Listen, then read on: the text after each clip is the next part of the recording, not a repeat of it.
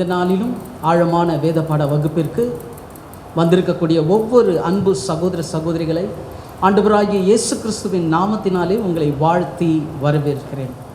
கடந்த வாரத்தில் சபை மற்றும் சபையார் என்றால் என்ன, அவர்கள் எப்படி இருக்க வேண்டும் என்கின்ற தலைப்பிலே நம்ம இந்த சத்தியத்தை தியானித்து கொண்டு வருகிறோம். தொடர்ந்து வரக்கூடிய எல்லா வாரங்களும் நாம் இந்த சபையை குறித்தும் சபையாரை குறித்தும் தான் அநேக ஆழங்களை நாம் அறிந்து கொள்ளப் போகிறோம். அதன் அடிப்படையில் இன்றைக்கு நம்ம பார்க்க இருக்கிறதான வேத பாடத்தினுடைய தலைப்பு என்னவென்றால், சபைக்குரிய 5 தேவனுடைய பங்குகள்.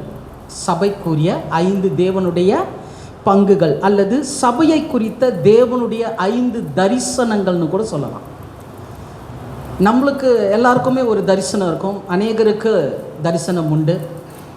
சில சபைகள் எல்லாம் நான் செல்லும்போது அங்கே சொல்லுவார்கள், இந்த 2 ஆண்டுகளில் எங்களுடைய சபையில் ஒரு 1000 ஆத்துமாக்கள் வர வேண்டும் என்கின்ற தரிசனத்தோடு நாங்கள் என்ன பண்ணியிருக்கிறோம், இந்த சபையை துவங்கியிருக்கிறோம் அப்படின்னு சொல்லுவோம். அப்போ தரிசனம் என்பது ஒரு எதிர்பார்ப்பு. தேவன் சமூகம் நம்ம ஒரு அந்த வளர்ச்சிக்குரிய ஒரு எதிர்பார்ப்பு தான் தரிசனம். சரியா?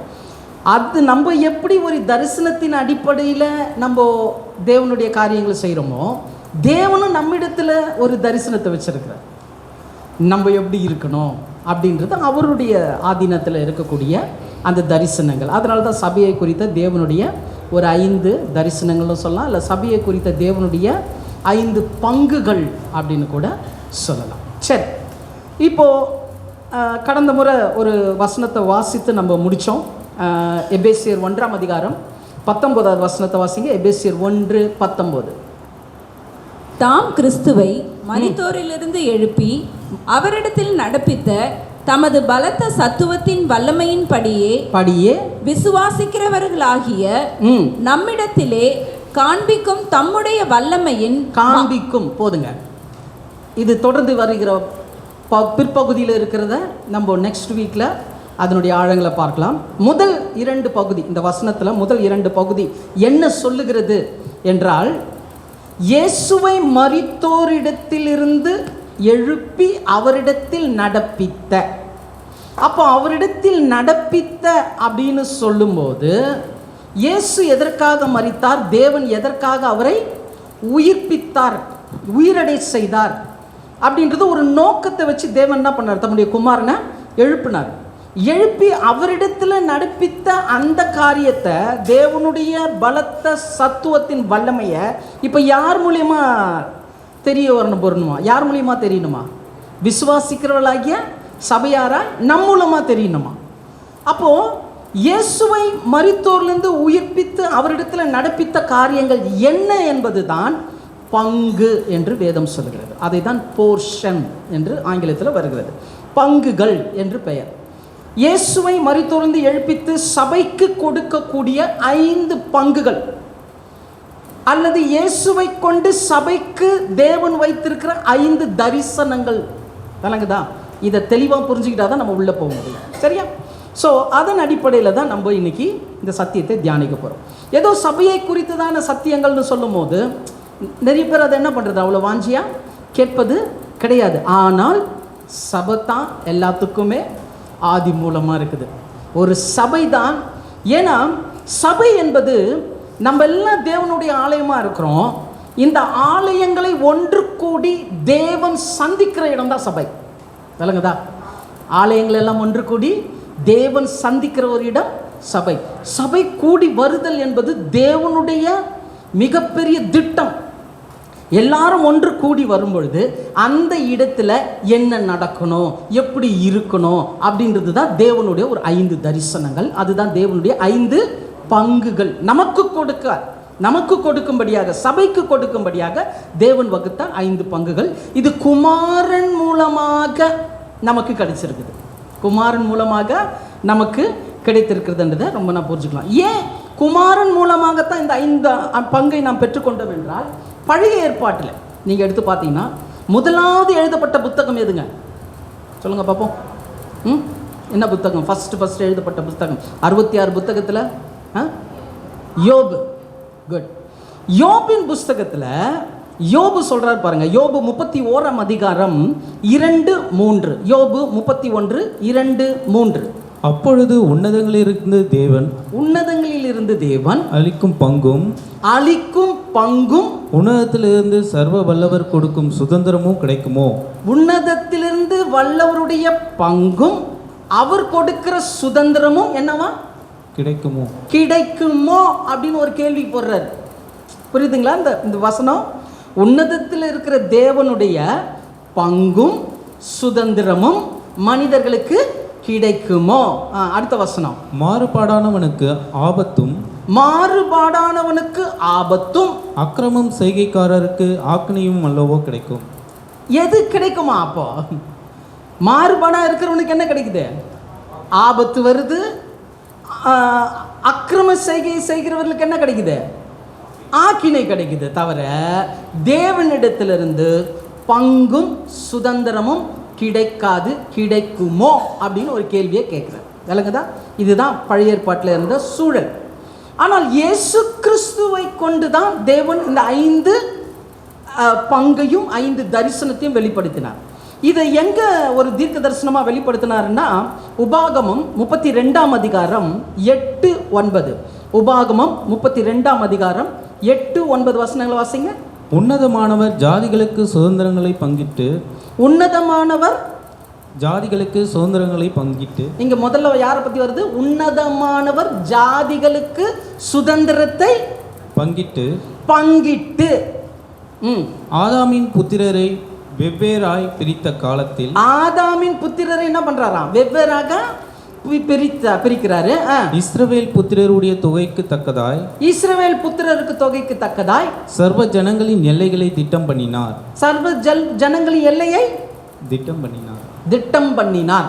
வணங்குதுல? இப்போ தேவன் ஒரு திட்டத்தை தீட்டுறார். இந்த இடம் எந்த இடம்னா, ஆதியில தேவன் ஆசாரிப்பு கூடாரத்தை இஸ்ரவேல் சபையாரை எல்லாரும் ஒன்று கூட்டி மோசேயின் மூலமாக தெரிவிக்கிறார். ஸோ இந்த சத்தியம் முதலில் சபையாருக்கு தெரிவிக்கப்படுகிறது. சபையாருக்கு ஆதி சபை, அதாவது பழைய ஏற்பாட்டு காலத்தில் மோசேயின் மூலமாக அந்த ஆசாரிப்பு கூடாரத்தின் கூடுகையில் தேவன் கொடுக்குறாரு. என்ன கொடுக்குறாரு? முதல்ல பார்க்குறோம், உன்னதமானவர் மூலமாகத்தான் வருது. இப்போ இந்த உன்னதமானவர் மூலமாக வருதுன்னா, உன்னதமானவர் யாரை குறிக்குது? கடந்த முறை பார்த்தோம், உன்னதமானவரின் மறைவில் இருக்கிறவன் சர்வ வல்லவருடைய நிழலை தாங்குவான். சர்வ வல்லவர் யாரு? பிதாவாகிய தேவன். அப்போ உன்னதமானவராகிய இயேசு கிறிஸ்துவை கொண்டு ஆதாமின் புத்திரரை பிரிக்கிறாராம். ஆதாமின் புத்திரரை என்ன பண்றாரு? பிரிக்கிறார். எப்படி பிரிக்கிறாரு? அவரை ஏற்றுக்கொண்டவர்கள், அவரை ஏற்றுக்கொள்ளாதவர்கள். விளங்குதா? வசனம் பாருங்க, மோசே மூலமா எவ்வளோ அருமையா தேவன் பேசியிருக்கிறார் பாருங்க. அவரை ஏற்றுக்கொண்டவர்கள், அவரை ஏற்றுக்கொள்ளாதவர்கள். அப்படி பிரிச்சு இஸ்ரவேல் புத்திரருக்கும் தனியா பிரிக்கிறார். இஸ்ரவேல் புத்திரரையும் தனியா பிரிச்சு சுதந்திரத்தையும் பங்கையும் திட்டம் பண்ணுகிறார். அங்க என்ன பண்றாரு? ஒரு திட்டம். யாரை வச்சு திட்டம்? உன்னதமானவரை வச்சு திட்டம். ஸோ அந்த ஆசாரிப்பு கூடாரத்தில், வனாந்திரத்தில் உருவாக்கப்பட்ட சபையில் தேவன் முன்னதாகவே தீர்மானம் பண்ணிட்டாரு. தன்னுடைய தரிசனத்தை வெளிப்படுத்திட்டாரு. உன்னதமானவரை கொண்டு ஆதாமின் புத்திரரை பிரித்து, இஸ்ரவேலரை பிரித்து, அவருடைய பங்கையும் அவருடைய சுதந்திரத்தையும் திட்டம் பண்ணுகிறார். அங்கே வந்துச்சு. சரியா? நெக்ஸ்ட் அது எங்கே வருதுன்னா, இயேசு கிறிஸ்து மூலமாக சபைக்கு வந்தது. இயேசு கிறிஸ்து இந்த காரியத்தை குறித்து ஒரு இடத்துல பேசியிருப்பார். அது எங்கன்னு பார்த்தீங்கன்னா, பெத்தானியாவில் லாசருடைய வீட்டில் மார்த்தாள் மரியாள் 2 பேர் இருக்கிறாங்க இல்லையா? அப்போ அவர் அந்த இடத்துல பேசும்போது யார் பாதத்தில் உட்காந்தது? மார்த்தாளா மரியாளா? மரியாள் உட்காடுறாங்க. மார்த்தாள் என்ன பண்ணுறாங்க? பற்பல வேலைகளை செஞ்சுட்டு இருக்கிறாங்க. அப்போ வேலை செஞ்சுட்டு இருந்த மார்த்தாளுக்கு கோபம் வந்துடுச்சு. நம்ம ரபிக்கு என்ன பண்ணுறோம்? ஆகாரத்தை ரெடி பண்ணுறோம். இவன் என்ன பண்ணுறா? உட்காந்து கேட்குறாளே அப்படின்னு சொல்லிட்டு மரியாள் மேலே கோபம் வந்துடுச்சு.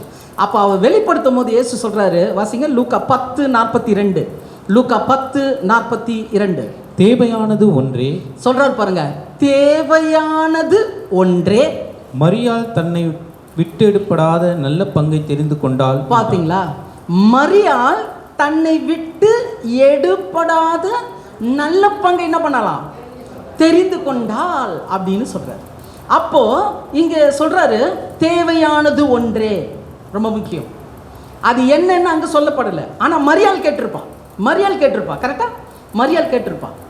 ஆல்ரெடி இவங்களுக்கு இந்த சத்தியத்தெல்லாம் இயேசு பெத்தானியாவுக்கு வரும்போது இந்த குடும்பத்தாருக்கு என்ன பண்ணாரு? கற்றுக் கொடுத்தாரு. எஸ்பெஷலி மரியாள் ரொம்ப கற்றுக்கிட்டாங்க. புரியுதுங்களா? மரியாள் கற்றுருப்பாங்க. அவர் சொல்றாரு, இப்போ மார்த்தாளை பார்த்து சொல்றாரு, தேவையானது ஒன்றே, மரியாள் தன்னிடத்திலிருந்து எடுப்படாத. அப்படின்னா என்ன அர்த்தங்க? இப்போ கேட்குற இந்த சத்தியம், இந்த பங்கு அவளை விட்டு என்ன ஆகாதான்? போவே போவாது. தேவையானது ஒன்றே, அவளிடத்திலிருந்து விலகாத நல்ல பங்கை அவள் அறிந்து கொண்டாள். அப்போ அங்கே நல்ல பங்குன்னு அதுதான் முன்னாடியே பார்த்தோம்.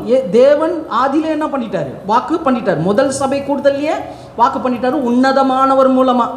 இங்கே இந்த உன்னதமானவர் சொல்றாரு, தேவையானது ஒன்றே, மரியாள் தன்னிடத்தில் எடுபடாத நல்ல பங்கை தெரிந்து கொண்டார். இப்போ தற்காலத்தில் சபை வளர்ந்து இத்தனை ஆண்டுகள் ஆகி நிறைய வெளிப்பாடுகளை பெற்று நிறைய தரிசனங்கள் எல்லாம் பெற்று இந்த பங்கை அறிந்து கொண்டதா என்றால் அறியவில்லை. இந்த பங்கை சபையும் சபையாரும் அறிந்திருந்தால் சபை இப்படி இருக்காது. புரியுதுங்களா? அப்போ இதெல்லாம் ரொம்ப முக்கியம். சபையை குறித்த காரியம் ரொம்ப முக்கியம். நீங்க இறையியல் படிக்க போனீங்கன்னா கூட சபையை குறித்து என்ன கற்றுக் கொடுப்பாங்கன்னா, கோஆர்டினேஷன், அட்மினிஸ்ட்ரேஷன், இதை தான் கற்றுக் கொடுப்பாங்க. எப்படி நடத்தணும், எப்படி ஹேண்டில் பண்ணணும், இந்த காரியத்தை தான் கற்றுக் கொடுப்பாங்க. தவிர இந்த மாதிரி சத்தியத்தில் இருக்கக்கூடிய ஆழங்களை கற்றுக் கொடுக்க மாட்டாங்க. ஏன் கொடுக்க மாட்டாங்கன்னா, அவர்களுடைய இறையியல் பாடத்தில் இது இல்லை. அவங்களுக்கு ஒரு ஸ்டடி இருக்கும் இல்லையா, அந்த ஸ்டடீஸில் இது இல்லை. ஃபுல்லாக செக் பண்ணிட்டோம், அந்த ஸ்டடீஸே இல்லை.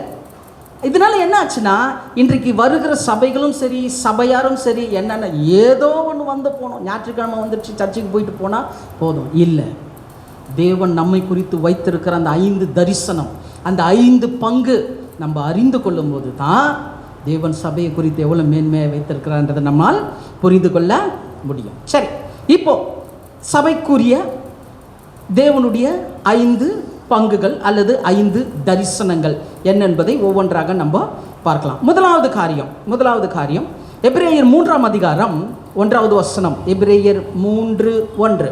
இப்படி இருக்க பரம அழைப்புக்கு பங்குள்ளவர்களாகிய பரிசுத்த சகோதரரே, முதல் பங்கு அல்லது முதல் தேவனுடைய தரிசனம் என்னவென்றால், பரம அழைப்பின் பங்குள்ள பரிசுத்த சகோதரரே. பரம அழைப்பின் பங்கு. முடிச்சிட்டீங்களா பிரதர் வசனம்? நாம் அறிக்கை பண்ணுகிற அப்போஸ்தலரும் பிரதான ஆசாரியருமாய் இருக்கிற கிறிஸ்து இயேசுவை கவனித்து பாருங்கள். பாத்தீங்களா? பரம அழைப்புக்கு பங்குள்ள பரிசுத்த சகோதரரை யாரை கவனிச்சு பார்க்க சொல்றாரு? கிறிஸ்துவை கவனிச்சு பார்க்க சொல்றாரு. ஏன்னா இந்த பங்குகள்லாம் யார் மூலியமா தான் வந்தது? உன்னதமான இயேசு கிறிஸ்து மூலமாகத்தான் சபைக்கு தேவன் கொடுத்தார். சரியா? இங்க முதல் பங்கு என்னவென்றால் பரம அழைப்பின் பங்கு. இன்னைக்கு பாருங்க, இந்த ரட்சிப்பு அதுதான் பரம அழைப்பு. இன்றைக்கு நீங்களும் நானும் ரட்சிக்கப்பட்டு இந்த சபையிலே அனைவரும் உட்கார்ந்து கொண்டு இருக்கிறோம் என்றால் ஏதோ ஒரு இன்ஸ்டன்ட் கிடையாது, இது ஒரு நிகழ்வு கிடையாது. தேவனுடைய பரம அழைப்பில் நீங்களும் நானும் பங்குள்ளவர்களாக இருக்கிறபடினால உங்களையும் என்னையும் ரட்சித்தார். எத்தனை பேர் ஆமீன் சொல்றீங்க? புரியுதுங்களா? சத்தியத்தை கொடுக்கறது கூட அவருடைய ஆதீனத்தில் தான் இருக்குது. சில இடங்கள்லாம் போவோம், ரொம்ப மைல் தூரம் கடந்து போவோம், ரொம்ப மைல் ரொம்ப லாங்லலாம் போவோம். அங்கெல்லாம் போய் வேத பாடத்தை இத்தனைக்கு இலவசமாக தான் எடுக்கிறோம். இலவசமாய் வேத பாடத்தை எடுத்தாலும் அவ்வளோ பெரிய சபையில் எத்தனை பேர் வருவாங்கன்னு நினைக்கிறீங்க? சொற்பமான பேர் வருவாங்க. ஆனால் எனக்கு தெரியும், ஏன்னா இந்த பங்குக்கு யார் பாத்திரவான்களோ அவங்களுக்கு தான் தேவன் கொடுப்பாரு. நம்ம பிரயாசம் ஒன்றுமே கிடையாது. நம்ம போஸ்டர் அடிக்கலாம், ஃபோன் பண்ணலாம், எல்லாம் அது நமக்கு வேண்டும், செய்யணும், அது கரெக்டு தான். ஆனால் தேவன் தெரிந்து கொள்ளப்பட்ட பங்கு மாத்திரம்தான் என்ன பண்ணோம், இங்கே வந்துரு உட்கார முடியும். எத்தனை பேர் இதை விசுவாசிக்கிறீங்க? புரியுதுங்களா? அவருடைய திட்டங்க, அவருடைய அழைப்பு. ஏன்னா இது பரம அழைப்பு, இது பரம அழைப்பு. அதனால ரட்சிப்பு என்பதே தேவன் இவ்வுலகத்திலிருந்து நம்மை வேர்பிரித்திருக்கிறார். தேவன் வேர்பிரித்திருக்கிறார். நம்ம ஒரு எப்படி சொல்றது, ஒரு பிரத்யட்சமாக தேர்வு செய்யப்பட்ட சிருஷ்டிகள். நீங்களும் நானும் எப்படி? பிரத்யட்சமாக தேவன் தேர்வு செய்யப்பட்ட சிருஷ்டிகள். அதனால தான் பாருங்க, இந்த பரம அழைப்பின் பங்கு என்பது, இந்த ரட்சிப்போட முடியல. ஏன் பரம அழைப்புன்னு சொல்றாங்க? ஏன் அந்த பரம அழைப்புக்கு பங்குன்னு சொல்றாங்கன்னா, இந்த பங்குல சில காரியங்கள் இருக்கு. பரம அழைப்புல சில காரியங்கள் இருக்கு. அதுல ஒன்று ரோமர் 11ஆம் அதிகாரம் 29வது வசனம். ரோமர் 11:29 இந்த அழைப்புக்குரிய பங்கை வாசிக்கிறாங்க பாருங்க. ரோமர் 11:29. தேவனுடைய கிருபை வரங்களும் அவர்களை அழைத்த அழைப்பும் மாறாதவைகளே. பாத்தீங்களா? இது இன்னொரு டிரான்ஸ்லேஷன்ல எடுக்கும் போது எப்படி வரும்னா, தேவனுடைய அழைப்பில் தேவனுடைய கிருபா வரங்கள் மாறாதவைகள். நம்ம எதற்காக இந்த பரம அழைப்பின் பங்குள்ளவர்களாக நம்ம மாற்றினார் என்றால், தேவனுடைய கிருபா வரங்களை அளிப்பதற்காக. வழங்குதுங்களா? வரங்களை குறித்து நம்ம பார்க்க போகிறோம். நிறைய விஷயங்கள் அதில் இருக்குது. எத்தனை வரங்கள் இருக்குங்க? புரியுதுங்களா? நிறைய வரங்கள் இருக்குது. நமக்கு தெரிஞ்சது 9ன்னுவோம், ஆனால் 9 இல்லை. 9க்கு மேலே வேதாகமத்தில் ஒவ்வொரு சபைக்கு சொல்லும் போது சொல்லுவார், நீங்கள் கொரிந்து சபைக்கும் 9 வரங்கள், ரோமருக்கு எழுதும் போது இன்னும் கொஞ்சம் சில வரங்கள் வருது. புரியுதுங்களா? அந்த மாதிரி நிறைய ஒவ்வொரு சபைக்கு. ஏன்னா தேவன் அவனவன் விசுவாசத்தின் அளவின்படியே அவர் பகிர்ந்து கொடுக்கிறது. இப்போ ரோமாபுரிக்கு என்னவோ அதை பகிர்ந்து கொடுத்துருப்பாரு, தெசலோனிக்கேயருக்கு என்னவோ அதை பகிர்ந்து கொடுத்துருப்பாரு, இப்போ பிலிப்பியருக்கு எப்படியோ அப்படி தான் பகிர்ந்து கொடுத்துருப்பார். ஸோ அந்த அடிப்படையில் பார்க்கும்போது பரம அழைப்பின் பங்குள்ள முதல்ல நாம் அடைய வேண்டியது என்னவென்றால், தேவனுடைய கிருபா வரங்கள். நம்முடைய அழைப்பு என்பது தேவனுடைய வரத்தை சார்ந்ததாக இருக்குது. புரியுதுங்களா? அந்த வரங்களை குறித்து நம்ம டீட்டெயிலாக பார்க்க போகிறோம் வருகிற நாட்களில். இப்போ தேவன் நமக்கு கொடுத்துருக்கிற வரத்தில் மிகப்பெரிய வரம்னா வரந்திரமா உக்காந்து கேட்குறது ஒரு வரம், சத்தியத்தை கேட்குறது ஒரு வரம். ஏன்னா நிறைய பேருக்கு இந்த வரம் இல்லை. சத்தியத்தை கேட்கணும், வரம் இல்லை. அப்படியே வந்தாலும் தூங்கிடுவாங்க. பார்த்துருக்கீங்களா? கணனித்திரை நாவிக்கு இடம் கொடுத்துருவாங்க. ஆனால் நமக்கு தேவன் கிருபை செஞ்சுருக்கிறார். அப்போது பரம அழைப்பின் பங்கு என்பது தேவனுடைய கிருபா வரங்களை உடையதாக இருக்கிறது. மாத்திரமல்ல, எபேசியர் 4ஆம் அதிகாரம் 4வது வசனத்தை வாசிங்க. எபேசியர் 4:4. உங்களுக்கு உண்டான அழைப்பினாலே நீங்கள் ஒரே நம்பிக்கைக்கு அழைக்கப்பட்டது போல ஒரே சரீரமும் ஒரே ஆவியும் உண்டு. அங்க நிறைய விஷயங்களை பவுல் சொல்லுவாரு, நிறைய விஷயங்களை பேசிட்டே வருவாரு. ஆனா இன்னைக்கு நம்ம அங்க எடுக்கும் போது ஒரே நம்பிக்கைக்கு என்ன பண்றாராம்? அழைப்பு. பரம அழைப்பின் பங்குனா என்னன்னா, ஒரே நம்பிக்கையின் அடிப்படையில் அழைப்பு. நம்முடைய அழைப்புல வரங்கள் இருக்குது, மாத்திரமல்ல ஒரே நம்பிக்கை இருக்குது. ஒரே நம்பிக்கை. ஏன் அந்த ஒரே நம்பிக்கை? அந்த ஒரே நம்பிக்கை என்னங்க? 6வது வசனம். அதுல 6வது வசனம் வாசிங்க. எல்லோருக்கும் ஒரே தேவனும் பிதாவும் உண்டு. எல்லோருக்கும் ஒரே தேவனும் பிதாவும் உண்டு. அவர் எல்லார் மேலும் எல்லாரோடும் உங்கள் எல்லாருக்குள்ளும் இருக்கிறார். ஆமென். உங்கள் எல்லாரோடும் எல்லாருக்குள்ளும் இருக்கிறார். இது தாங்க நம்பிக்கை. ஒரே நம்பிக்கை. என்ன? தேவன் எனக்குள்ளாக இருக்கிறார். எத்தனை பேர் ஆமென் சொல்றீங்க? தேவன் எனக்குள்ள. இது ஒரே நம்பிக்கை. அப்போ அழைப்பு என்பது பரம அழைப்புன்னு ஏன் சொல்றோம்? பரம அழைப்பின் பங்கு என்னவென்றால், இது வரங்களை உடையது. மாத்திரமல்ல ஒரே நம்பிக்கை. என்ன நம்பிக்கை? தேவன் என்னோடு கூட இருக்கிறார். அதனால தான் பாருங்க, ஏற்கனவே நம்ம பார்த்த ஒரு விஷயம்தான். தேவன் மூலமொழியில் ரொம்ப அருமையாக சொல்லுவாங்க, எல் ஹிம்னு சொல்லுவாங்க. அந்த எல் ஹிம்ன்றது சொல்கிறதுக்கு நடுவில் ஒரு ஓ உச்சரிப்பாங்க யூதர்கள். எலோ ஹிம்னு வாங்க. Elohim. எல் ஹிம்னா இருக்கிறவராகிய தேவன். ஆனால் இயேசு கிறிஸ்து வரும்போது இம் ஹெல்லுன்னுவாங்க. இம்மானுவெல். ஹிம் எல்.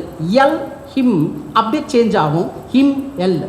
அப்போ இருக்கிறவராகிய தேவன் இயேசு இந்த பூமிக்கு வரும்போது ஹிம் எல், இம்மானுவேல்னா தேவன் நம்மோடு கூட இருக்கிறார். இருக்கிறவராகிய தேவன் கிறிஸ்து இயேசுவின் மூலமாய் நமக்குள்ளே இருக்கிறார். ஒரே நம்பிக்கை. இந்த ஒரே நம்பிக்கையை சார்ந்தது தான் பரம அழைப்பு. இன்னைக்கு நம்ம பிரச்சனை வந்தோடனே என்ன பண்ணிடுறோம்? ஐயோ என்ன பண்ணுறது தெரில, போராட்டம் வந்தது, கஷ்டம் வந்து, நஷ்டம் ஒன்று, என்ன பண்ணுறது தெரில, அப்படி இப்படின்றோம். உண்மை என்ன தெரியுமா? ஒரே நம்பிக்கை வேணும். உலகத்தில் இருக்கிறவனிலும் எனக்குள் இருக்கிறவர் பெரியவர். உலகத்தை உருவாக்கினவர், அண்ட சராசரங்களையும் ஏற்படுத்தினவர் எனக்குள்ளே இருக்கிறார். இதான் அந்த நம்பிக்கை, ஒரே நம்பிக்கை.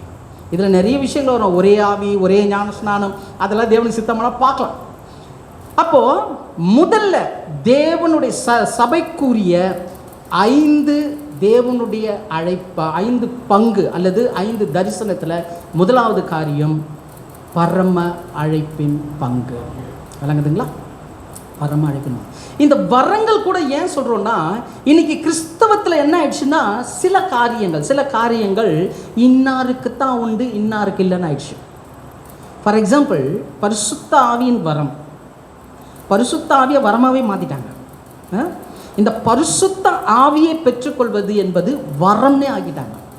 இதனால நிறைய பேர் என்ன பண்ணுறாங்கன்னா, தங்களுக்கு இருக்குதா இல்லையான்ற டவுட் நிறைய பேர் இருக்குது. நிறைய விஷயங்கள், அந்நிய பாஷை எடுத்துக்கலாம், அதை வியாக்கியானம் பண்ணுறதா எடுத்துக்கலாம், ஞானத்தை போதிக்கிறது, அறிவை போதிக்கிறது, இந்த மாதிரி நிறைய விஷயங்கள் எது ஒன்றாலும் எடுத்துக்கிட்டாலும் நமக்குள்ளே இருக்குதா இல்லை இவருக்குள்ளே இருக்குதா அப்படின்ற மாதிரி ஒரு கன்ஃபியூஷனில் இருக்குது. ஆனால் அப்படி கிடையாது. உங்களுக்கு எல்லா வரங்களும் உண்டு. எத்தனை பேர் ஆமேன்னு சொல்கிறீங்க? விஷயம் என்ன தெரியுமா? நம்ம அறிஞ்சிக்கலை. இது தான் அப்படின்னு தெரிஞ்சுக்கிட்டோம்னா, ஓ இதுவா எனக்குள்ளே இருக்குதுன்னு சொல்லுவீங்க. நம்ம ஆளுங்கெல்லாம் வேறு மாதிரி படம் போட்டு காட்டாங்க. அபிஷேகன்றது என்ன பண்ணிட்டாங்க, தப்பு தப்பாக காமிச்சிட்டாங்க. அதனால் நமக்கு அது இல்லாதனால நம்மளுக்கு என்ன ஆயிடுச்சுங்க, எனக்கு அது இல்லைங்க. ஆனால் பரம அழைப்புன்றது இந்த உலகத்திலிருந்து பரலோக ராஜ்யத்துக்கு தேவன் உங்களை தெரிந்து கொண்டிருக்கிறார். இது பரம வெள்ளி காலிங். புரியுதுங்களா? அப்போ இதில் தேவன் நமக்கு கிருபா வரங்களை வைத்திருக்கிறார். மாத்திரமல்ல, ஒரே நம்பிக்கை. என்ன அந்த ஒரே நம்பிக்கை? தேவன் நம்மோடு கூட இருக்கிறார். அல்லங்கதான். இது முதல் காரியம். ரெண்டாவது காரியம், எபிரேயர் 12ஆம் அதிகாரம் 10வது வசனம். எபிரேயர் 12:10. அவர்கள் தங்களுக்கு நலமென்ன தோன்றினபடி கொஞ்ச காலம் சிட்சித்தார்கள். கொஞ்ச காலம் சிட்சித்தார்கள். இவரோ தம்முடைய பரிசுத்தத்திற்கு நாம் பங்குள்ளவர்கள் ஆகும் பொருட்டு, இவரோ தமது பரிசுத்தத்திற்கு பங்குள்ளவர்களாகும் பொருட்டு நம்முடைய பிரயோஜனத்துக்காகவே நம்மை சிட்சித்தார். இரண்டாவதாக பார்க்கிறோம், தேவனுடைய பரிசுத்தத்தின் பங்கு. முதல்ல என்ன பார்த்தோம்? பரம அழைப்பின் பங்கு. இரண்டாவது பார்க்கிறோம் தேவனுடைய பரிசுத்தத்தின் பங்கு. இந்த பரிசுத்தத்தை கொடுக்கறதுக்கு, தேவனுடைய பரிசுத்தத்தை கொடுக்கறதுக்கு தேவன் என்ன பண்றாராம்?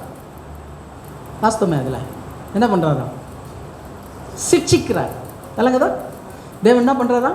சிட்சிக்கிறார். ஏன் சிட்சிக்கிறாரு? பரிசுத்தமாக ஆகணும்னு சிட்சிக்கிறாரு. அப்போ பரிசுத்தம் ஆயிட்டா சிட்சை இல்லை. புரியுதுங்க? உபத்திரம் வேற, சிட்சை வேற, துன்பம் வேற, பாடுகள் வேற. புரியுதுங்களா? பார்க்கலாம், அதெல்லாம் பார்க்கலாம்.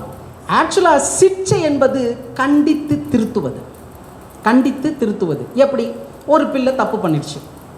தப்பு பண்ண பிள்ளை என்னவா மாறணும்? திருந்தனதை விட அது செஞ்சது தப்புன்னு முதல்ல தெரியணும். ஒரு சின்ன உதாரணம் சொல்கிறேன். இது நம்ம சத்தியத்துக்கு இல்லை, இருந்தாலும் நீங்கள் புரிஞ்சுக்கணுன்றதுக்காக சொல்கிறேன். சிட்சைன்னா என்னன்னு. என்னுடைய மகள் சிறு வயதில் இருக்கும்போது இந்த ஓடுற ஃபேனில் விரல விடுவான். டேபிள் ஃபேனில் என்ன பண்ணுவான்? விரல விடுவான். நான் நிறைய முறை பார்த்து ஷாக்காக இருக்கிறேன். அதனால் அது கொஞ்சம் தெரியல, அது கொஞ்சம் தவழ்ந்து வர, கொஞ்சம் நின்று அதில் பண்ணுற விஷயத்த நான் என் ஒய்ஃப்கிட்ட சொல்லுவேன், டேபிள் ஃபேன் போட்டிங்கன்னா ரொம்ப ஜாக்கிரதையாக இரு. என்ன பண்ணுறாவோ விரல் உள்ளே விடுறாங்க. நிறைய டைம் சொல்லிட்டேன், அடிச்சும் பார்த்துட்டேன். விரல் விடக்கூடாது அடிச்சும் பார்த்துட்டேன். ஆனால் அது என்ன பண்ணுறது? சைலண்ட்டாக போயிட்டு அந்த ஃபேன் சுத்தம் போது விரல் உள்ளே விடும். சரி, இதுக்கு என்ன தான் சொல்யூஷன் அப்படின்னு பார்க்கும்போது ஒரு முறை எனக்கு தோணுச்சு, இதில் விரல் விட்டால் என்ன ஆகணும்னு முதல்ல தெரியணும் அதுக்கு.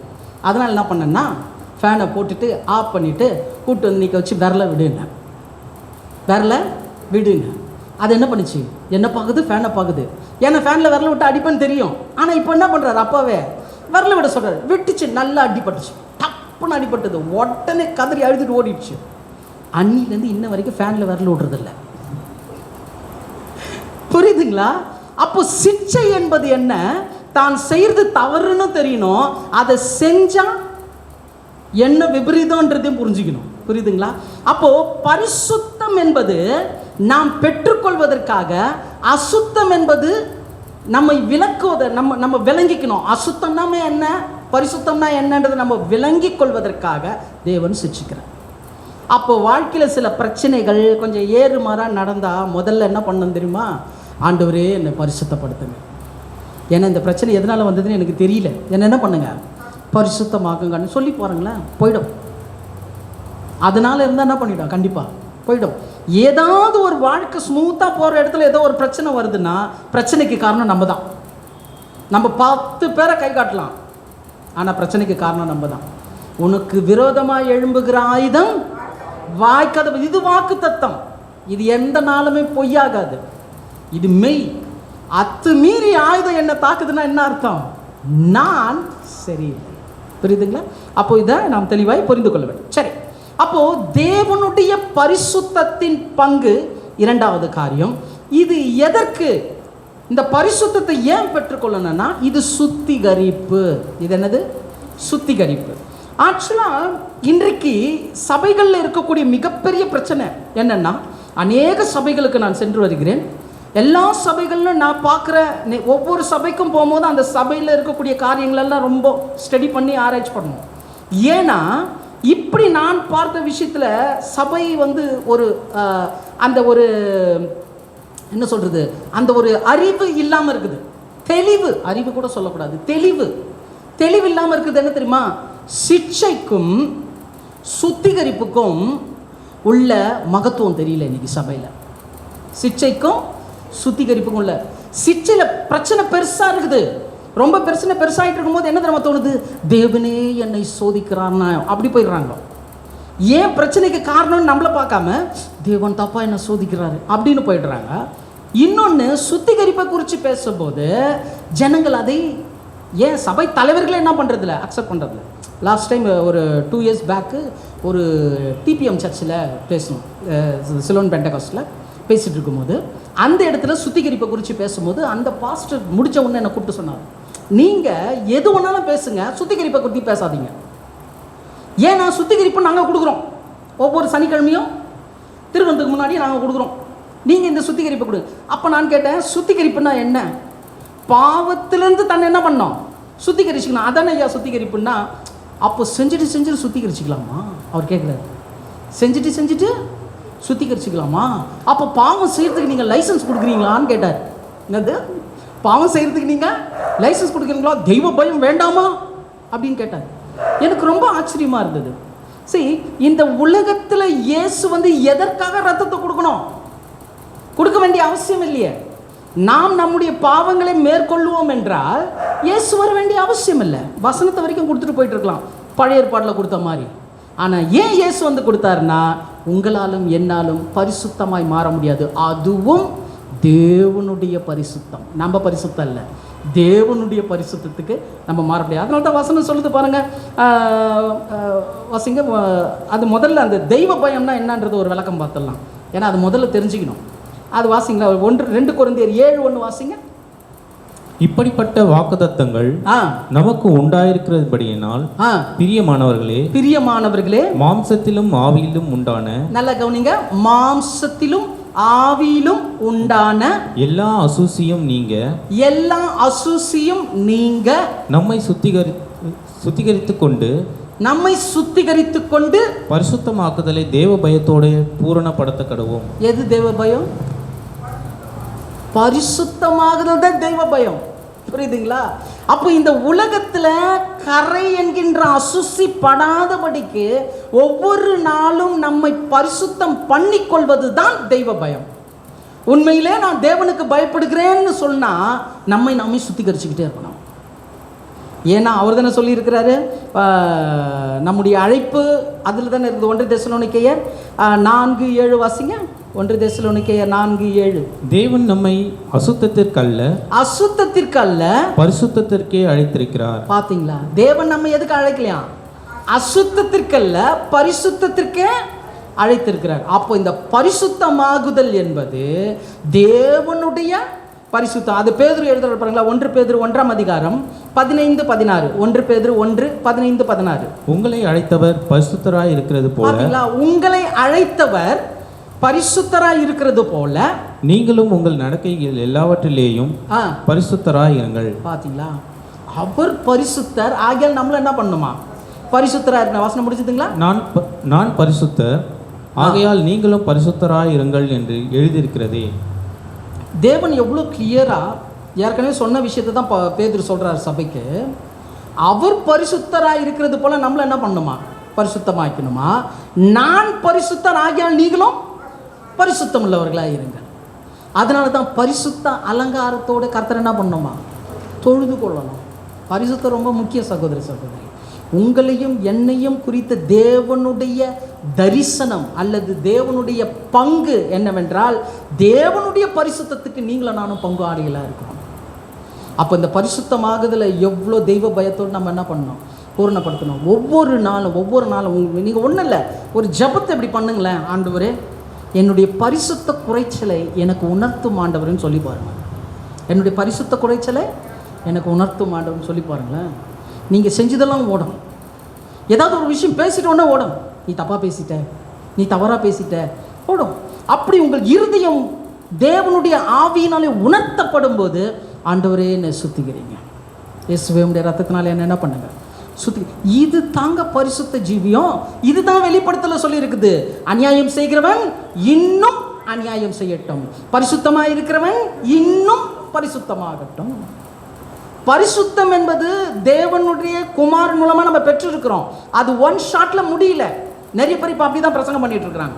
சில டினாமினேஷன் கூட வந்துச்சு. நியூ கவர்னன்ட்னு ஒரு டினாமினேஷன் இருக்கு. அவங்க என்ன சொல்றாங்கன்னா, இயேசு எப்போது கல்வாரி சிலுவையில் மரித்தாரோ அப்பவே நம்மளுக்குள்ள என்ன வந்துச்சு, பரிசுத்தம் வந்துச்சு. இந்த பரிசுத்தம் உள்ள வந்ததுனால என்ன பண்ணுதான், நான் செய்த பாவம், நான் செய்கின்ற பாவம், நான் செய்ய போகின்ற பாவம் எல்லாத்தையும் முடிச்சிடுச்சான். One shot. இயேசு சிலுவையில் எப்போ மரிச்சாரோ அன்னைக்கு என்ன ஆயிடுச்சு, இந்த பரிசுத்தம் வந்துச்சுன்னாங்க. எவ்வளோ பெரிய துர்போதனை தெரியுமா. இப்போ வாஸ்தவமே பரிசுத்தமாகுதலை தெய்வ பயத்தோடு பூரணப்படுத்தணும். அப்போ நம்ம வாழ்க்கையில் ஒவ்வொரு நாளும் இந்த பரிசுத்தமாகுதல் ரொம்ப அவசியமாய் இருக்கிறது. ஏன்னா அதுதான் நம்ம முன்னாடி பார்த்தோம், தேவன் நம்மை அசுத்தத்திற்கல்ல பரிசுத்தத்திற்கு அழைச்சார். ஏன் தேவனுடைய பரிசுத்தத்துக்கு பங்கு. இந்த பரிசுத்தத்தினால என்ன கிடைக்குது அப்படின்னா, தேவனை தான் பார்க்கணும். ஏன்னா தேவனுடைய பரிசுத்தத்துக்கு தானே நம்ம பங்காளியாக இருக்கிறோம். அப்போ தேவனுடைய பரிசுத்தம் தேவனை எப்படி காண்பிக்கிறது அப்படின்றத இயேசு சொல்றாரு பாருங்க. மத்தேயு 5ஆம் அதிகாரம் 48வது வசனம். மத்தேயு 5:48. ஆகையால் பரலோகத்தில் இருக்கிற உங்கள் பிதா, நல்லா கவனிங்க, பரலோகத்தில் இருக்கிற உங்கள் பிதா பூரண சர்க்குணராய் இருக்கிறது போல. எப்படி இருக்கிறாரா? பூரண சர்க்குணராய் இருக்கிறது போல நீங்களும் பூரண சர்க்குணராய் இருக்க கடவீர்கள். ஆமென். நீங்களும் நான் எப்படி இருக்கணுமா? அதனால தான் தேவன் சொல்றாரு, நான் பரிசுத்தர், நீங்களும் பரிசுத்தமாயிருங்க. நான் பூரண சர்க்குணர், நீங்களும் பூரண சர்க்குணராக மாறணும்னா என்னை போல நீங்களும் என்னவா மாறணும், பரிசுத்தமாக மாறணும். உங்களால் மாற முடியாது. அதனால் என்னுடைய குமாரனையே நான் பலியாக கொடுத்துருக்கிறேன். அவருடைய ரத்தத்தினாலே நீங்களும் நானும் தேவனுக்குரிய பரிசுத்தத்தில் மாற முடியும். ஆமென். புரியுதுங்களா? சரி, மூன்றாவது காரியம், தேவனுடைய சபைக்குரிய தேவனுடைய 5 பங்குல 5 தரிசனத்தில் முதல் காரியம் பார்த்தோம். என்னதுங்க? பரம அழைப்பின் பங்கு. ரெண்டாவது தேவனுடைய பரிசுத்தத்தின் பங்கு. மூன்றாவதாக பார்க்கிறோம் 2 பேதுரு 1ஆம் அதிகாரம் 4வது வசனம். 2 பேதுரு 1:4. இச்சையினால் உலகத்தில் உண்டான கேட்டுக்கு தப்பி திவ்ய சுபாவத்துக்கு பங்குள்ளவர்களாகும் பொருட்டு மகா மேன்மையும் அருமையுமான வாக்குத்தத்தங்களும் அவைகளினாலே நமக்கு அளிக்கப்பட்டிருக்கிறது. இச்சையினால் உண்டான கேட்டுக்கு தப்பிக்கும்படி திவ்ய சுபாவத்தின் பங்கு. மூன்றாவது காரியம், தேவன் சபையை குறித்த மூன்றாவது தரிசனம் திவ்ய சுபாவத்தின் பங்கு. விளங்குதுங்களா? இந்த திவ்ய சுபாவம் என்பது டிவைன் நேச்சர். ஆங்கிலத்தில் ரொம்ப அருமையாக டிவைன் நேச்சர். இது மூல மொழியில் எடுக்கும்போது தேவனுடைய குணாதிசயம். முன்னாடி பார்த்தோமே பரிசுத்தர்னு. அந்த பரிசுத்தர் எப்படி இருக்கிறாராம்? நற்குணசாலியாக இருக்கிறாராம், சகல பூரணராக இருக்கிறாராம், பூரண சர்க்குணராக இருக்கிறாராம். அந்த பூரண சர்க்குணருடைய சுபாவம் இருக்குது பார்த்தீங்களா, அதுதான் திவ்ய சுபாவம். இந்த திவ்ய சுபாவம் ஏன் நமக்கு வேணும் அப்படின்னா, இன்னொரு சுபாவம் நம்ம விட்டு போனோம். வாசிங்க 1 கொரிந்தியர் 2ஆம் அதிகாரம் 14வது வசனம். 1 கொரிந்தியர் 2:14. ஜென்ம சுபாவமான மனுஷனோ, அதுதாங்க ஜென்ம சுபாவமான மனுஷனோ தேவனுடைய ஆவிக்குரியவைகளை ஏற்றுக்கொள்ளான். தேவனுடைய ஆவிக்குரியவைகளை ஏற்றுக்கொள்ளான். அவைகள் அவனுக்கு பைத்தியமாக தோன்றும். அவைகள் ஆவிக்கேற்ற பிரகாரமாய் ஆராய்ந்து நிதானிக்கப்படுகிறவைகளானதால் அவைகளை அறியவும் மாட்டான். புரியுதுங்களா? ஜென்ம சுபாவம்னு ஒன்று இருக்கு. அதுதான் லிட்டரலாக நம்ம ரட்சிக்கப்படாதனுடைய சுபாவம். இவன் என்ன பண்ண மாட்டானா? ஆவிக்குரியவைகளை ஏற்றுக்கொள்ள மாட்டான், ஆவிக்குரியவைகளை சம்மந்தப்படுத்தி பார்க்கவும் மாட்டான். அப்படியே ஆவிக்குரிய காரியங்களை சொன்னாலும் அது அவனுக்கு எப்படி தோணுமா? பைத்தியமாக தோணும். என்னப்பா என்னென்ன சொல்கிறாங்க, பங்குன்றாங்க, தரிசனன்றாங்க, என்ன அது புரியுதா?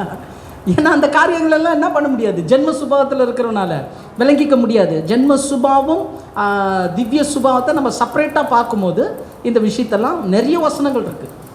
அந்த வசனங்களெல்லாம் நம்ம பார்க்கும்போது தேவன் அதற்கு இந்த காரியத்தை நமக்கு விளக்குவார். இப்போ திவ்ய சுபாவத்தின் பங்கு அப்படின்னு ஏன் தேவன் இந்த ஒரு பங்கை நம் சபைக்கு கொடுத்துருக்கிறாருன்னா, இந்த திவ்ய சுபாவத்துக்குரிய தரிசனத்தை தேவன் ஏன் சபையில் வச்சுருக்கிறாருன்னா, முதலாவது நம்முடைய நடக்கை. அழகுங்களா?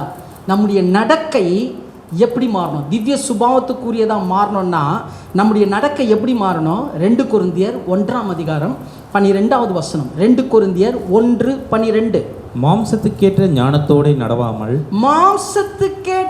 ஞானத்தோடு நடவாமல் தேவனுடைய கிருபையினால் நாங்கள் விசேஷமாக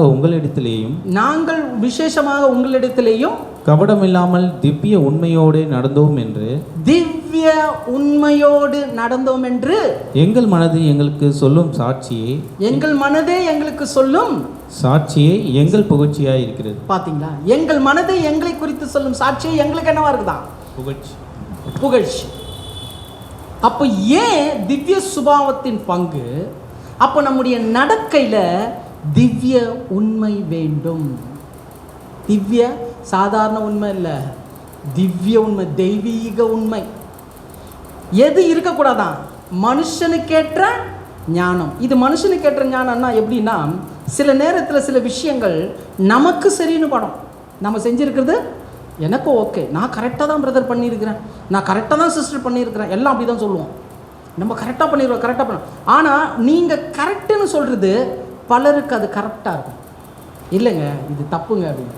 ஆனால் இவங்க என்ன பண்ணுவாங்கன்னா அதை பார்க்க மாட்டாங்க. மற்றவங்க எப்படி போனால் எனக்கு அதை பற்றி கவலை கிடையாது, நான் கரெக்டாக பண்ணுறேன். அப்போது இவர் உண்மையாக இருக்கிறார். ஏன்னா என்ன ஞானம்? மனுஷனுக்கு ஏற்ற ஞானம். இவர் உண்மை, நான் கரெக்டாக இருக்கிறேன் பிரதர், வசனமாக வச்சுருப்பார் அதுக்கு அவர். ஆனால் திவ்ய உண்மைன்றது என்னன்னா, உதாரணத்துக்கு ஒரு இடத்துல பவுல் சொல்கிறாரு, தன் சகோதரன் மாமிசம் புசிக்கிறதுக்கு அவனுக்கு இடலாக இருந்தால் நான் மாமிசம் புசியாதிருப்பேன். இதுதாங்க திவ்ய உண்மை. எனக்காக இல்லை, மற்றவருக்காக நான் என்னை மாற்றிக்கொள்வது. ரொம்ப இந்த ஒரு விஷயம் செயல்படுத்துவதுன்றது கொஞ்சம் கஷ்டம்தான். ஆனால் செயல்படுத்திட்டா அதனால் வரக்கூடிய மகிமையான ஆசீர்வாதம் இருக்குது பார்த்தீங்களா, அனுபவிச்சிங்கன்னா தான் தெரியும்.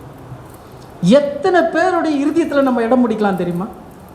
எத்தனை பேருடைய இருதயத்தில் சில நேரத்துலலாம் கவுன்சிலிங் கொடுக்கும்போது சரி, மற்ற காரியங்கள் சொல்லும் போதும் சரி, அவங்களுக்கு உடன்படாது, அவங்க ஏற்றுக்கொள்ள மாட்டாங்க. அவங்க இப்படி பிரதர் அப்படி பிரதர்னுவாங்க.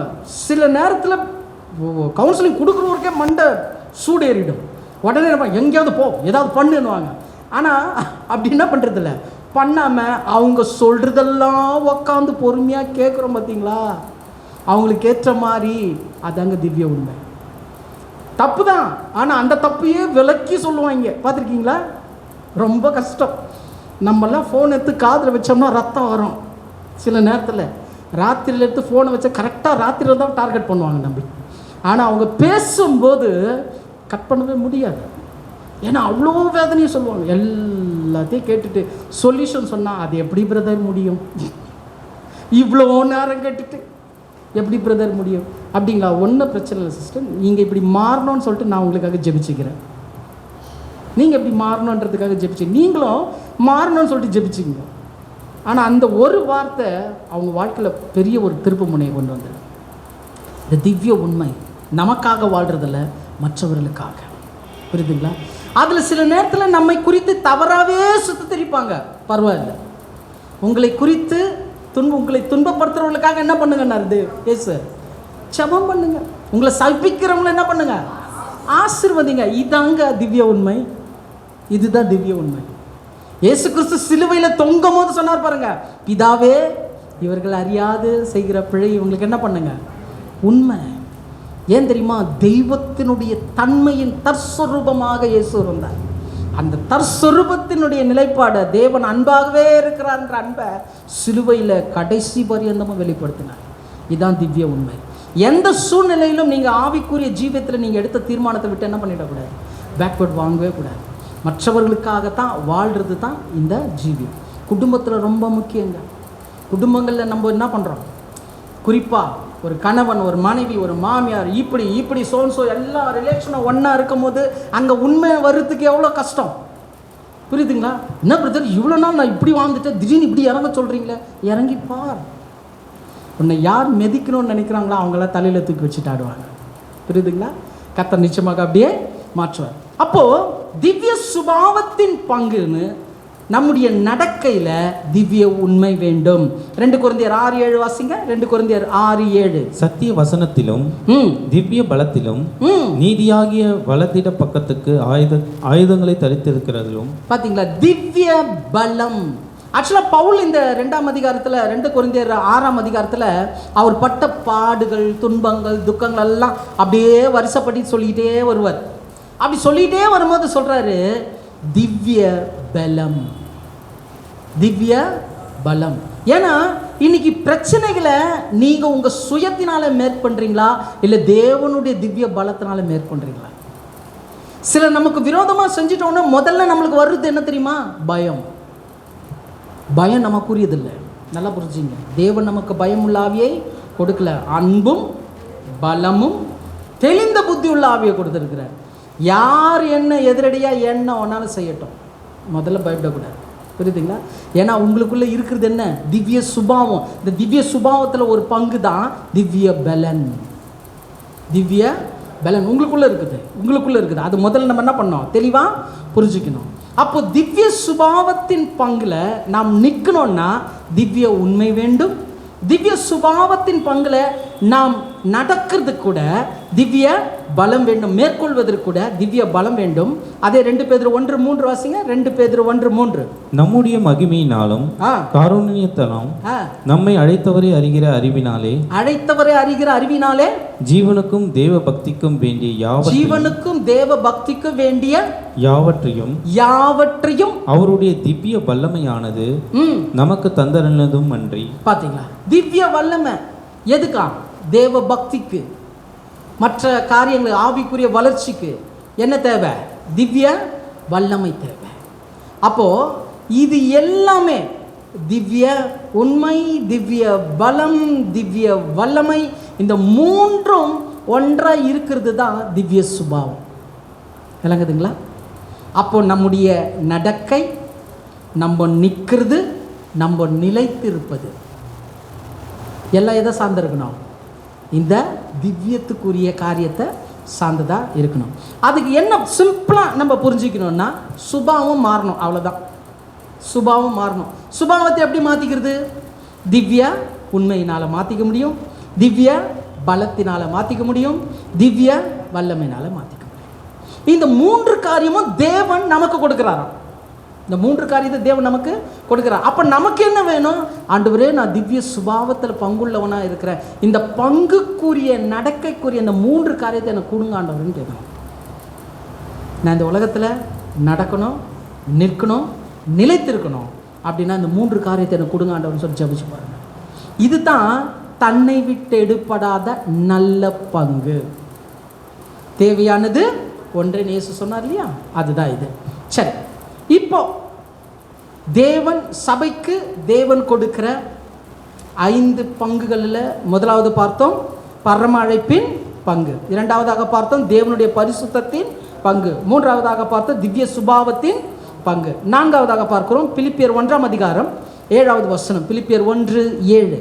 என் கட்டுகளிலும் நான் சுவிசேஷத்திற்காக உத்தரவு சொல்லி அதை திடப்படுத்தி வருகிறதிலும் நீங்கள் அனைவரும் எனக்கு அளிக்கப்பட்ட கிருபையில் பங்குள்ளவர்களானதால். நீங்கள் பொறுமையா பண்ணீங்க அந்த இடம், அந்த போர்ஷன் மாத்திரம். நீங்கள் அனைவரும் எனக்கு அளிக்கப்பட்ட கிருபையில் பங்குள்ளவர்களானதால். எனக்கு அளிக்கப்பட்ட கிருபையின் பங்குள்ளவர்களாக ஆனதால் உங்களை என் இருதயத்தில் தரித்துக் கொண்டிருக்கிறபடியினாலே உங்கள் எல்லாரையும் குறித்து நான் இப்படி நினைக்கிறது எனக்கு தகுதியாக இருக்கிறது. பாத்தீங்களா? மூன்றாவது பார்க்கிறோம் கிருபை. ஆக்சுவலாக சுவிசேஷத்தை பிரசங்கம் பண்றதை பத்தி பவுல் சொல்லிட்டே வந்து சொல்றாரு, கிருபையின் ஊழியத்தின் பங்கு எப்படி அவருக்கு கொடுக்கப்பட்டதோ அதே பங்குக்கு இப்போ யார் இருக்கிறாங்க? நீங்களும் நானும் இருக்கிறோம். ஏன்னா கிருபையினாலே நம்ம என்ன பண்ணியிருக்கிறோம்? ரட்சிக்கப்பட்டிருக்கிறோமா? இந்த கிருபையினுடைய வெளிப்பாடு இதுதான். ரோமர் 1:7 வாசிங்க. ரோமர் 1:7. தமது நாமத்தை நிமித்தம் விசுவாசத்துக்கு கீழ்ப்படிய பண்ணும் பொருட்டு எங்களுக்கு கிருபையும் அப்போஸ்தல ஊழியத்தையும் அருளி செய்திருக்கிறார். பாத்தீங்களா? கிருபையும் அப்போஸ்தலர் ஊழியத்தையும் என்ன பண்ணியிருக்கிறாராம்? அருள் செய்திருக்கிறார். இப்போ கொஞ்சம் யோசனை பண்ணி பாருங்களேன். கிருபையின் ஊழியத்தின் பங்கு அப்போஸ்தலர்களுக்குள்ள மட்டும் இருந்தா முதல் நூற்றாண்டிலே அவங்கள இறந்துட்டாங்க. கடைசியாக மரித்தவர் யாருங்க? 12 அப்போஸ்தலர்ல கடைசியாக மரித்தவர் அப்போஸ்தலனாகிய யோவான் பத்மு தீவில் இருந்து வெளியில் வந்து பிற்பாடு மரித்தார். ஸோ அவர் மரித்தது கிட்டத்தட்ட 70 to 90 அந்த ரேஞ்சுக்கு சொல்கிறாங்க. ஸோ 100 வச்சுக்குவோமே. கிபி 100க்குள்ள எல்லா அப்போஸ்தலர்களும் என்ன பண்ணிட்டாங்க? மரிச்சிட்டாங்க. ஆனால் கிபி 100 கடந்து கிபி 2024 பைபிளை பற்றி நம்ம பேசிகிட்டு இருக்கிறோன்னா அப்போது அவங்களுக்கு அடுத்து வந்த சீஷர்கள் எப்படி இருந்திருக்கிறாங்க? இந்த கிருபையின் ஊழியத்தின் பங்கை அவர்கள் பெற்றவர்கள். சத்தியத்தை கேட்கிறவர்கள மாத்திரமல்ல, வசனத்தை கேட்கிறவங்க மாத்திரமல்ல, அதன்படி செய்யணும். அப்போஸ்தலர்கள் சத்தியத்தை கற்றுக் கொடுத்தது மாத்திரம் விட்டில்ல, கற்றுக் கொடுக்கிறவர்களாக மாற்றினார். ரொம்ப முக்கியம். இப்போ நம்ம பைபிள் ஸ்டடின்னு சில இடங்களை எடுக்கும் போது ஏன் மெஜாரிட்டி வைஸ் கூட்டம் வருது இல்லைன்னா, எல்லாருமே என்ன பண்ண முடியாது. பவுல் சொல்றாரு, எல்லாரும் அப்போஸ்தலர்களா, எல்லாரும் மேய்ப்பர்களா, எல்லாரும் பற்பல பாஷைகள் பேசுகிறவர்களா, எல்லாராலையும் முடியாது. ஆனால் இந்த தேவனுடைய பங்குள்ளவர்களால முடியும். அப்போ அவங்களுக்கெல்லாம் இல்லையான்னா இருக்கு, அவங்க உணரல, இதோடைய முக்கியத்துவம் தெரியல. யாரும் தேவன் இவங்க வேணும் இவங்க வேணான்னு விடுறதில்லை. தேவன் பாரபட்சம் பார்க்காதவர், சரியா? அவர் நல்லோர் மேலும் தீயோர் மேலும் தன்னுடைய மழையையும் வர்ஷிக்க செய்வார். அவரிடத்தில் பாரபட்சம் இல்லை.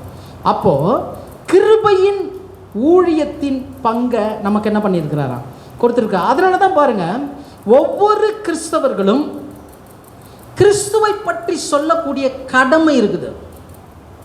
அதனால தான் பழைய ஏற்பாட்டில் ரொம்ப அருமையாக இருக்கும். நீங்கள் முழு உள்ளத்தோடு, முழு ஆத்மாவோடு, முழு இருதயத்தோடு கர்த்தரை சேவிக்க கடவீர்கள்னு வரும். சேவிக்க கடவீர்கள் அந்த வார்த்தை படிச்சிருக்கீங்களா? நிறைய இடத்துல வரும். இந்த சேவிக்க கடவுள்னா என்ன அர்த்தங்க? சேவிக்கிறதுனா என்ன சொல்லுங்க பார்ப்போம். ஆக்சுவலாக இந்த சேவிக்கிறதுனா நம்ம என்ன நினச்சிக்கிறோம்னா, பூஜை பண்ணுறது, தேவனுக்கு என்ன பண்ணுறது, ஆராதனை பண்ணுறது அப்படின்னு நினச்சிக்கிறேன். ஆங்கிலத்தில் ரொம்ப சர்வ் டு த லார்ட், தேவனுக்கு ஊழியம் செய்வது. சேவிக்கிறதுனா என்னது? தேவனுக்கு ஊழியம் செய்வது. எப்படி ஊழியம்? இந்த உலகத்தில் வேறு பிரிக்கப்பட்டவங்க, தேவனுடைய பங்குடையவர்கள், இந்த தேவனை குறித்து மற்றவர்களுக்கு என்ன பண்ணுவாங்க? சொல்லுவாங்க, அவங்க கிரியையில் வெளிப்படுத்துவாங்க. அப்படி வெளிப்படும் போது ஜனங்களே கேட்பாங்க, உங்களால் எப்படி இப்படி இருக்க முடியுது? புரியுதுங்களா? உங்களால் எப்படி இருக்க முடியுது? அப்போது இதுதான் கர்த்தரை சேவிக்க ஊழியம். அந்த ஊழியம் என்பது இன்றைக்கி வந்து எப்படி காமிச்சிட்டாங்கன்னா, ஒரு பெரிய மேடை, ஒரு புல்பிட்டு, ஒரு மைக்கு இப்படி வச்சு தான் நம்ம என்ன பண்ணுறோம்? சத்தியத்தை சொல்லணும் மாதிரி நினச்சிக்கிறாங்க. இது ஓகே. ஆனால் தெய்வத்தை குறித்து, கிறிஸ்துவை குறித்து யாராவது ஒரு ஆத்துமாக்கு நீங்கள் சொன்னீங்கன்னு வச்சிங்களா, அதான் ஊழியம். அதுதான் பரலோகத்துக்குரிய காரியங்களை பூமியில் நீங்கள் என்ன பண்ணுறீங்க, நடப்பிக்கிறவர்களாய் இருக்கிறீர்கள். அதனால தான் பாருங்கள், பவுல் தெளிவாக சொல்கிறப்ப 1 கொரிந்தியர் 9:16 1 கொரிந்தியர் 9:16. சுவிசேஷத்தை நான் பிரசங்கித்து வந்தோம், மேன்மை பாராட்ட எனக்கு இடமில்லை. சுவிசேஷத்தை நான் பிரசங்கித்து வந்தும் என்ன இல்லையா, மேன்மை பாராட்ட எனக்கு இடமில்லை. பார்த்துருக்கீங்களா? இது சிலர்லாம் சொல்லுவாங்க, நான் இங்கே போனேன், அங்கே பேசினேன், அங்கே வந்தேன், அங்கே பேசினேன், இங்கே செஞ்சேன், அதை செஞ்சேன், இப்படி செஞ்சேன், இங்கே போனேன், அங்கே எல்லாம் சொல்லுவாங்க. இவங்க பேசி முடிச்ச பிறகு பின்னாடி வரவங்க சொல்லுவாங்க, ஐயா அங்கே போனாராம், ஐயா இங்கே வந்தாராம், ஐயா இதை செஞ்சாராம். விஷயம் என்னன்னா, சுவிசேஷம் என்னவா, அது வாசிக்கப்படுது. சுவிசேஷத்தை நான் பிரசங்கித்து வந்தோம், மேன்மை பாராட்ட எனக்கு இடமில்லை. மேன்மை பாராட்ட இடமில்லை, அது என் மேல் விழுந்த கடமையா இருக்கிறது. என்னவா? கடமை. கடமை. சுவிசேஷத்தை நான் பிரசங்கியாதிருந்தால் எனக்கு ஐயோ. பாத்தீங்களா, பவுல் அவருடைய வேலையை கரெக்டாக முடிச்சிட்டாரு. அதனால தான் அவரால் மட்டும் தான் சாட்சி சொல்ல முடியுது. ஓட்டத்தை முடித்தேன், விசுவாசத்தை காத்து கொண்டேன், இது முதல் நீதியின் கிரீடம் எனக்காக வைக்கப்பட்டிருக்கு. ஏன்? இந்த பங்கை அவர் முதல்ல அவருடைய வாழ்க்கையில் நிறைவேற்றினார். இன்னைக்கு நீங்களும் நானும் இப்படிப்பட்ட பங்குக்குள்ளே வரணும். சபையார் இந்த பங்குக்குள்ளே வரணும். சபை இந்த பங்குக்குள்ளே வரணும்னா இந்த கிருபைக்குரிய ஊழியத்தின் பங்கு வேண்டும். அதனால தான் கிறிஸ்தவத்தையே, முழு கிறிஸ்தவத்தையே பேதுரு சொல்லும் போது சொல்கிறார் பாருங்க. 1 பேதுரு 2:9 1 பேதுரு 2:9. நீங்களோ உங்களை அந்தகாரத்தில் நின்று தம்முடைய ஆச்சரியமான ஒளியின் இடத்திற்கு, அந்தகாரத்தின்று தம்முடைய ஆச்சரியமான ஒளியின் இடத்திற்கு வரவழைத்தவருடைய புண்ணியங்களை அறிவிக்கும்படிக்கு தெரிந்து கொள்ளப்பட்ட சந்ததியாயும், என்னவா? தெரிந்து கொள்ளப்பட்ட சந்ததியாயும், ராஜரீகமான ஆசாரிய கூட்டமாயும், பரிசுத்த ஜாதியாயும், அவருக்கு சொந்தமான ஜனமாயும் இருக்கிறீர்கள். ஆமென். அவருக்கு சொந்தமான ஜனம். இதை குறித்து வச்சுக்கிட்டு இதில் இருக்கிற சொல்லப்பட்ட அந்த தலைப்பில் நம்ம இருக்கிறோமான்னு கொஞ்சம் பார்க்கணும். 100% இது நம்ம குறித்து சொல்லப்பட்டது.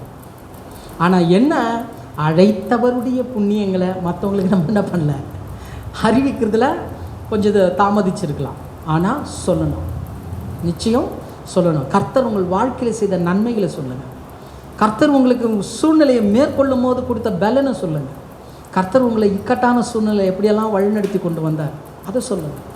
ஒன்றுமே இல்லாத சூழ்நிலையில் எப்படி அவர் நம்மளை உயர்த்தினார் அது சொல்லுங்கள். இதுதாங்க உலகம் சகல சிஸ்டியும் ஏகமாய் பிரசவ வேதனைப்பட்டு இருக்குது இந்த காலகட்டம். அவ்வளோ பிரச்சனை, அவ்வளோ போராட்டம், அவ்வளோ கண்ணீர், அவ்வளோ துக்கம். சிலர்லாம் சாதாரணமாக உக்காந்துட்ருப்பாங்க. ஒரு ஆஃபீஸ் போனோன்னு வச்சுங்களேன், அந்த ஆஃபீஸில் உட்காந்துருப்பாங்க. உட்காந்து தன்னாலே பேசிகிட்ருப்பாங்க, அப்படின்னு பேசிகிட்ருப்பாங்க. கரெக்டாக கண்டுபிடிச்சிடலாம் அவர் என்னவா இருக்கிறாரு, ரொம்ப குழப்பத்தில் இருக்கிறாருன்னு அர்த்தம். அந்த மாதிரி ஆளெல்லாம் பார்த்தா விடுறதே கிடையாது. நம்ம போய் பக்கத்தில் போய் உக்காந்து, என்னங்கய்யா ஒரு மார்க்கமாக இருக்கிறீங்க, என்ன பிரச்சனை அப்படின்னு ஒரு வார்த்தை கேட்டால் போதும். ஜெபம் பண்ணிட்டு தான் உக்காருவோம். ஏன்னா இயேசு சொல்லி கொடுத்துருக்காரு, பலவானை முந்தி கட்டினால் ஒழியா வீடை கொள்ளையிட முடியாது. முதல்ல அவர் வீட்டில் இருக்கிற பலவானை கட்டணும். கட்டிட்டு போயிட்டு என்ன பிரச்சனைன்னு கேட்க ஆரம்பிச்சோன்னு வச்சுங்க, பேசும் போதே அவங்க கண்ணிலேருந்து தண்ணி வந்துடும். இப்படி சார், இப்படி சார், அப்படி சார், இப்படி சார், அது சார் சொல்லுவேன். உனக்கு இருந்த பிரச்சனையை விட 1000 மடங்கு எனக்கு இருந்தது. இயேசு எனக்கு ஜீவன் கொடுத்தார், இயேசு எனக்கு விமோசனத்தை கொடுத்தார். நீ எந்த தெய்வத்தோனும் வணங்கிக்கோ, ஆனால் நன்மை செய்கிற தெய்வம் இயேசு. இந்த பூமியில் 2000 வருஷத்துக்கு முன்னாடி நன்மை செய்கிறவராய் சுற்றி திரிந்தார். அவர் இன்றும் ஜீவிக்கிறார். அவர் மரிச்சார், ஆனாலும் சதா காலங்களும் உயிரோடு இருக்கிறேன்னு சொல்லிட்டு மேலே போனார். அதனால தான் வரலாறையே மாற்ற முடியல, கிமு கிபின்றதை மாற்றவே முடியல. யார் முயற்சி பண்ணாங்க, முடியல. ஏன்னா அவர் சரித்திர நாயகர். உங்களுக்கு தேவைப்பட்டா இயேசுவே எனக்கு உதவி செய்யுங்கன்னு சொல்லுங்க ஐயான்னு சொல்லுவேன். சொல்லிவிட்டு மறக்காமல் அவர்கிட்ட நம்பரே வாங்கிக்கிறது. ஏன்னா கண்டிப்பாக அவர்கிட்ட இருந்து ரிப்ளை வரும், ஆமாம் ஆமாம் சார் இயேசு எனக்கு உதவி செஞ்சார். ஏன்னா இதை அனுபவித்திருக்கிறோம். இதுதான் இந்த உலகத்தில் ஒரு ஆத்மாவை நீங்கள் தேவன் பக்கம் திருப்பி திருப்பி விட்டுருங்க, மிச்சத்தை அவர் பார்த்துக்குவார். இயேசு என்கின்ற நாமம் உள்ளே போயிடுச்சுன்னா போச்சோம். இவர் இருக்கிறார் ஏவிஎம் ராஜன், இயேசுவின் அடிமைன்னு தன்னை பேரை மாற்றிக்கிட்டார். அவருடைய சாட்சியை கேட்கும்போது ஒன்றே ஒன்று தான் அவருடைய வாழ்க்கையில் அவர் பிடிச்சாராம். என்ன தெரியுமா? இயேசு. கடன் பிரச்சனைக்கு தற்கொலை பண்ணிக்க போகும்போது இயேசு செய்வார், அவ்வளோதான். ஒரு வார்த்தை அவர் போய் நின்று இயேசு இயேசு இயேசு இதை தான் சொன்னாராம். இயேசு இயேசு இயேசுன்னு சொன்னோடைய வாழ்க்கையில் இன்றைக்கி மிகப்பெரிய ஒரு ஊழியக்காரராக இருந்திருக்கிறாருன்னா எவ்வளோ பெரிய விஷயம், எவ்வளோ ஆத்துமாக்களை ஆதாயப்படுத்திக்கிறாரு. அந்த நாமத்தில் அவ்வளோ வல்லமைங்க. நீங்கள் சொல்கிற நாமம் ஒரு சாதாரணமான நாமம் அல்ல, அசாதாரணமான நாமம், இயற்கைக்கு அப்பாற்பட்ட ஒரு நாமம். அது சகலத்தையும் செய்து முடிக்கிற நாமம். விளக்குதுங்களா? ஆகினால இந்த கிருபையின் ஊழியத்தின் பங்கு நம்ம ஆசாரியர்கள். விளங்குதா? ஆசாரியர். கடைசியாக பார்க்கிறோம் வெளிப்படுத்தல் 20ஆம் அதிகாரம் 6வது வசனம். வெளிப்படுத்தல் 20:6.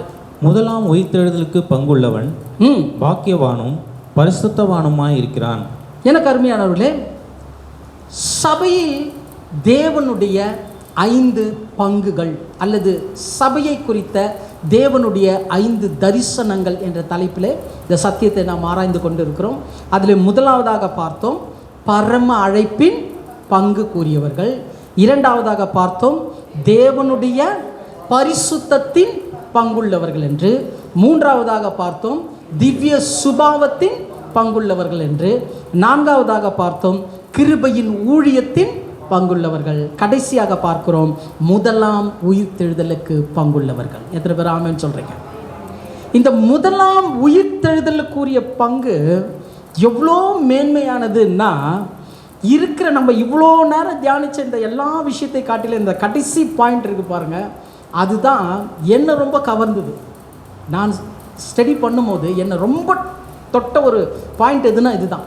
முதலாம் உயிர்த்தெழுதலுக்கு பங்குள்ள ஒரு பங்கை தேவன் உங்களுக்கும் எனக்கும் கொடுத்துருக்கார். ஆக்சுவலாக உயிர்த்தெழுதல் அப்படின்னு ஒரு சப்ஜெக்ட் நம்ம பார்க்க போகிறோம். 3 உயிர்த்தெழுதல் உண்டு. சரிங்களா? 3 உயிர்த்தெழுதல். மரணம் அதையும் செப்பரேட்டாக பார்க்கணும். அதெல்லாம் வருகிற நாட்களில் நம்ம செப்பரேட்டாக பார்க்க போகிறோம்.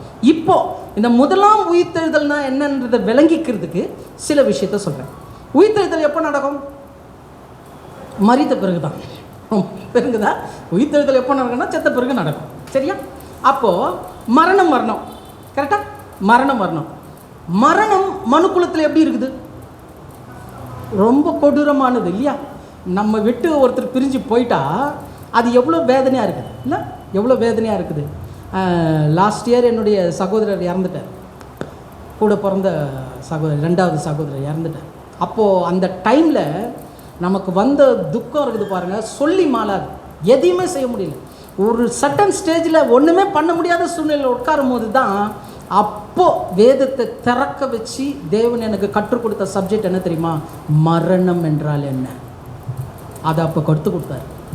அப்போ அதுக்கு ரிலேட்டிவாக வசனங்களெல்லாம் காண்பித்து பார்க்கும்போது அந்த துக்கம் சந்தோஷமாக மாறிடுச்சு. ஏன் தெரியுமா? வசனம் அதான் சொல்லுது. வாசிங்களேன். சங்கீதம் 116:15. சங்கீதம் 116:15. கர்த்தருடைய பரிசுத்தவான்களின் மரணம், கர்த்தருடைய பரிசுத்தவான்களின் மரணம் அவர் பார்வைக்கு அருமையானது. எப்படிங்க இது? கர்த்தருடைய பரிசுத்தவான்களுடைய மரணம் அவருடைய பார்வைக்கு எப்படி இருக்குதான்? அருமையாக இருக்குதான். இப்போ நான் உங்களை பார்த்து சொல்கிறேன், நீங்கள்லாம் செத்தா ரொம்ப நல்லா இருக்கும். எப்படி இருக்கும்? அப்படிதான் இருக்குது. கர்த்தருடைய பரிசுத்தவான்களுடைய மரணம் அவருடைய பார்வைக்கு எப்படி இருக்குதான்? அருமையாக இருக்குதான். தேவன் எப்படி சொல்லியிருக்கிறார் பாருங்க இந்த வார்த்தையை. அப்போ அதில் ஏதோ இருக்குது. கரெக்டாக? அது தேவனுக்கு மட்டும்தான் தெரியும். கரெக்டாக? இன்றைக்கி நமக்கு தெரிய போகுது. எத்தனை பேர் ஆமென் சொல்கிறீங்க? அப்போ கர்த்தருடைய பரிசுத்தவான் மரணம் அவருடைய பார்வைக்கு அருமையாக இருக்குது.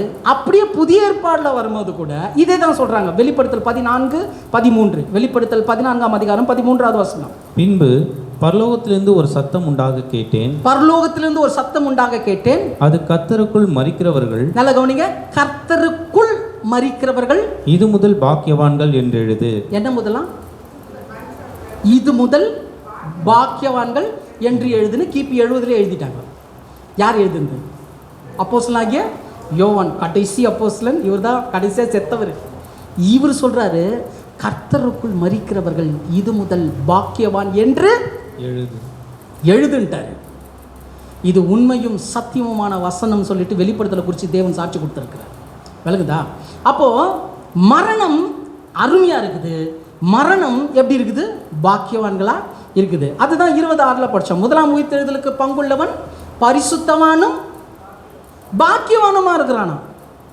அப்போ அந்த பரிசுத்தவான் பாக்கியவான் யாருன்னா மரிக்கிறவர்கள். யாரு?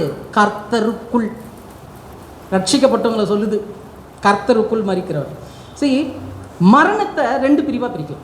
ஒன்று இயேசுவை ஏற்றுக்கொள்ளாதவர்களுடைய மரணம், இயேசுவை ஏற்றுக்கொண்டவருடைய மரணம். நான் சிம்பிளாக சொல்லிடுறேன், கொஞ்சம் உங்களுக்கு விளங்கணும். ஏன்னா அது உயிர்த்தெழுதல்னா என்னன்றதை முதல்ல புரிஞ்சுக்கணும். முதலாம் உயிர்த்தெழுதல்னா என்னன்னு புரிஞ்சுக்கணுன்றதுக்காக சொல்கிறேன். இப்போ உலகத்தார் மரிக்கிறாங்க, அவங்களுக்குள்ளே என்ன இல்லை? இயேசு இல்லை. இயேசு இல்லைன்னா என்ன அர்த்தம்? ஜீவன் இல்லை. நானே வழி சத்தியம் ஜீவன் சொன்னவர் உள்ள இல்லாதனால, ஜீவன் இல்லாதனால அவர்கள் சரீரம் மண்ணுக்கு போது அவர்களுடைய மூச்சு காற்றுக்குது பாருங்க, அந்த வல்லமை நாசியில ஊதுனார இயேசு தேவன் ஆதியில ஊதுனாரு. அந்த ஜீவன், அந்த உயிர், அந்த அந்த ஆக்டிவிட்டி என்ன ஆகுதுன்னா வெளியில் வந்துடுது. யார்கிட்ட போயிடுது? தேவன் கையிலே போயிடுது. அது ஆவி காத்தா போயிடுது. இது ரட்சிக்கப்படாதனுடைய நிலைமை. ரட்சிக்கப்பட்டவனுடைய நிலைமை என்ன ஆகுதுன்னா, ஒருவன் கிறிஸ்துவுக்குள் இருந்தால் புது சிருஷ்டியாக இருக்கிறான், பழையவைகள் ஒழிந்து போயின, எல்லாம், அந்த எல்லாம் அண்டர்லைன் பண்ணோம். எல்லாம் ஏன் சொல்கிறாங்க? கிறிஸ்துவுக்குள்ளே இருக்கிறவனுக்குள்ள எல்லாம். அப்போ என்ன அர்த்தம்னா, டோட்டலாக ஆதாம தேவன் எப்படி கிரியேட் பண்ணார் அந்த மாதிரி ஃபுல் பாடி, உச்சன் தலையிலேருந்து உள்ளம் கால் வரைக்கும் இருக்கிற எல்லாம் என்ன ஆயிடுச்சான்? புதிதாயின. எப்படி புதிதாயின? புது சிருஷ்டியாக மாறிடுச்சு. இப்போது 2 விஷயம் இருக்குது, 2 சரீரம் உண்டுன்னு வேதம் சொல்கிறது. அது கொஞ்சம் வாசல் நம்ம 1 கொரிந்தியர் 15ஆம் அதிகாரம் 44, 45, 46. 1 கொரிந்தியர் 15ஆம் அதிகாரம் 44, 45, 46. கொஞ்சம் பொறுமையாக நிறுத்திட்டு படிங்க பிரதர். ஜென்ம சரீரம் விதைக்கப்படும். நல்ல கேளுங்க, இது எல்லா அடக்க ஆராதனையிலும் சொல்லுவாங்க.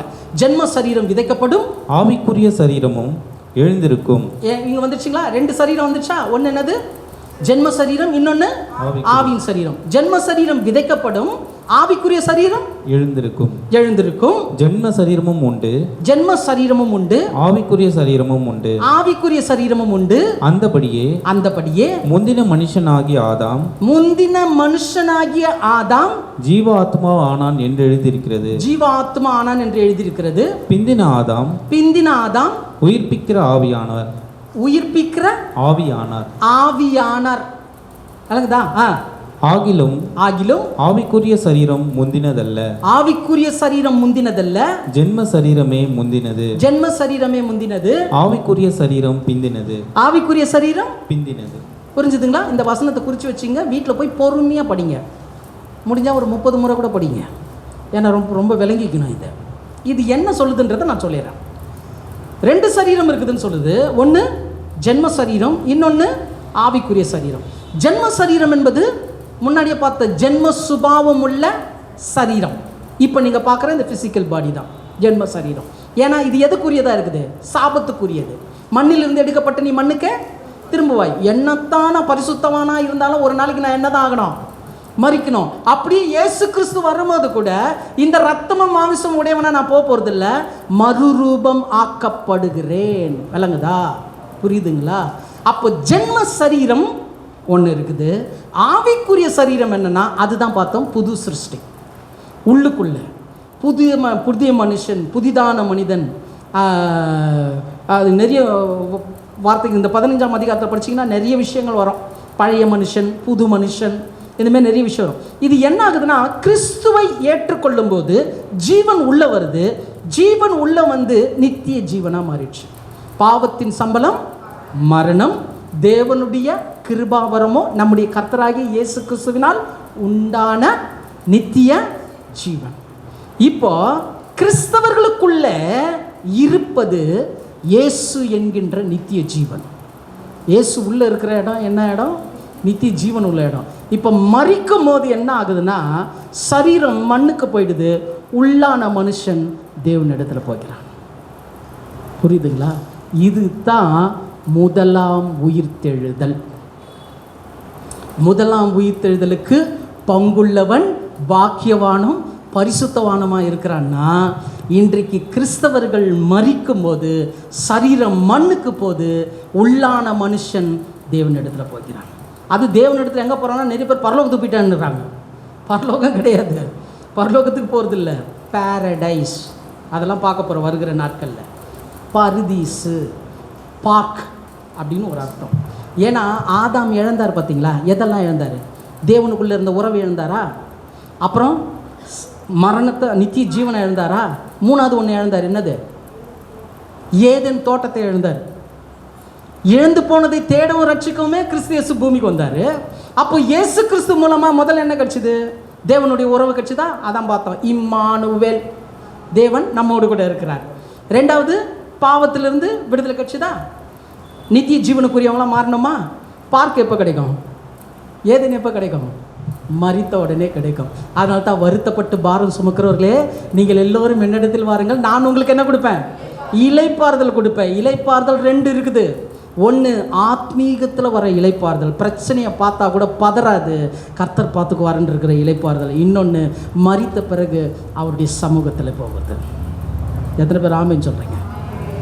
அதனால் மரணத்தை குறித்து பயப்படாதீங்க. மரணம் எப்படி வந்தாலும் பரவாயில்லை. சில சொல்லுவாங்க, ஐயோ அந்த பாஸ்டர் கொடூரமான முறையில் ஆக்சிடென்ட் ஆகி செத்துட்டார். அப்படிதான். அவர் என்ன பாவம், ஏதோ தெரியாத ஒரு பாவம் செஞ்சதுனால தான் அவர் என்ன ஆகிட்டார்? அவ்வளோ கொடூரமா? ஹலோ, எப்படி சாகுறோன்றது முக்கியம் கிடையாது. இந்த சரீரம் மண்ணிலிருந்து எடுக்கப்பட்ட நீ மண்ணுக்கே திரும்பணும். பரிகரிக்கப்படும் கடைசி சத்ரு மரணம். தேவன் நம்முடைய வாழ்க்கையில் சாபத்தை நீக்கிறது கடைசி எதுனா மரணம் தான். அது எப்படி வேணாலும் வரட்டும், எங்கே வேணாலும் போட்டோம், என்ன மாதிரி ஆனாலும் போட்டோம், பிரச்சனை கிடையாது. ஆனால் உள்ளான மனுஷன் தேவனுடைய சமூகத்துக்கு செல்லுகிறான். எத்தனை பேர் ஆமென் சொல்கிறாங்க? இந்த முதலாம் உயிர்த்தெழுதலுக்கு பங்குள்ளவர்களாய் உங்களையும் என்னையும் தேவன் மாற்றியிருக்கிறார். இது சபையை குறித்த தேவனுடைய பங்கு, தரிசனம். புரியுதுங்களா? விளங்குதா? ஹலோ, விளங்குறவங்க ஒரு ஆமென் சொல்லுங்களேன். சரி, இப்போ ஒரு சில வசனங்களை வாசிடலாம். அதனால தான் பவுல் சில காரியங்களை சொல்கிறார். 2 கொரிந்தியர் 5ஆம் அதிகாரம் 7-8 வாசிங்க. 2 கொரிந்தியர் 5ஆம் அதிகாரம் 7-8. இந்த தேகத்தில் குடியிருக்கையில் கர்த்தரிடத்தில் குடியிராதவர்களாய் இருக்கிறோம் என்று அறிந்தும், இந்த தேகத்தில் குடியிருக்கையில் கர்த்தரிடத்தில் குடியிராதவர்கள் என்பதை அறிந்தும் எப்பொழுதும் தைரியமாய் இருக்கிறோம். என்னவா?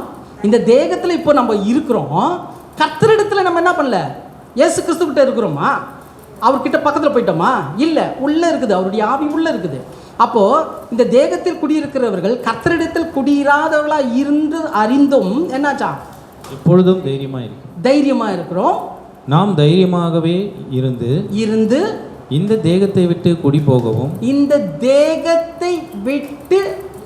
போகவும் கர்த்தரிடத்தில் குடியிருக்கவும் அதிகமாய் விரும்புகிறோம். ஆமென்.